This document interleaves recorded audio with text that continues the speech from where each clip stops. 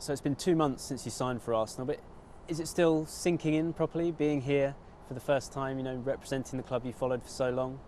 Yeah, definitely. I mean, it's been a whirlwind since I got here. I was joking with the girls today saying that I haven't even had a full training session. It's just been match day minus one game, match day minus one game. So that was really great to be able to just jump right into it.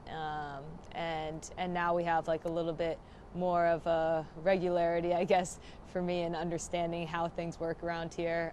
But it's always an interesting thing when you first come to a club because they're all the same, but they're all very different in the way that they work. So just figuring out all those nuances, getting on the pitch, having those new relationships. So it's been a whirlwind, but it's been enjoyable. You've obviously followed Arsenal for a long time. I mean, what did it involve following Arsenal growing up in New Jersey? Was it watching matches, watching highlights, posters on the wall? What was it like? Yeah, it was all of that. I obviously was a huge supporter from kind of day one of when you decide your football club.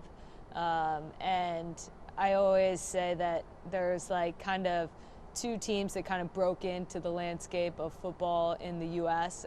Early, and that was United and Arsenal. They had these big global presences, and immediately just with Arsenal's style of play, the players that they had, having Arsene as the coach, I was just captivated.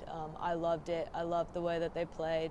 I loved everything the club stood for. I loved winning, and so it was just like a childhood dream come true. Obviously, signing for the club, because I know that's not always the case as a player. It's obviously a move you were really keen on. I mean, had there ever been discussions in the past about coming to Arsenal? Had it ever seemed like a possibility before?